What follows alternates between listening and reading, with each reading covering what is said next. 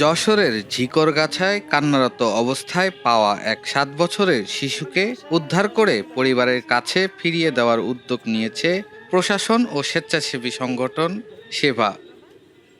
শুক্রবার সন্ধ্যায় ঝিকরগাছা বাজারের জননী সুপারমার্কেটের সামনে শিশুটিকে একা কাঁদতে দেখে স্থানীয়রা উদ্ধার করেন।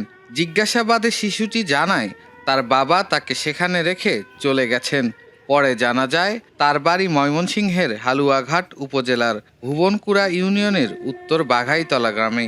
উদ্ধারের পর স্থানীয়রা যোগাযোগ করেন স্বেচ্ছাসেবী সংগঠন সেবার প্রতিষ্ঠাতা সভাপতি মাস্টার আশরাফুজ্জামান বাবুর সঙ্গে। তার নির্দেশনায় শিশুটিকে সংগঠনের কার্যালয়ে নেওয়া হয়। পরে বিষয়টি উপজেলা নির্বাহী কর্মকর্তা সাফফাত আরা সাইদকে জানানো হলে তিনি তাৎক্ষণিক ব্যবস্থা গ্রহণ করেন। প্রশাসন জানায় শিশুটিকে নিরাপদে রাখা হয়েছে এবং প্রয়োজনীয় যাচাই বাছাই শেষে দ্রুত পরিবারের কাছে হস্তান্তর করা হবে।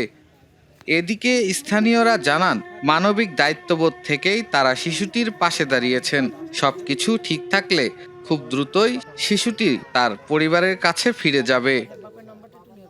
যশোরের ঝিকরগাছা থেকে তামান্না ফারজানার পাঠানো তথ্য ও চিত্রে ডেস্ক রিপোর্ট, এটিএন বাংলা।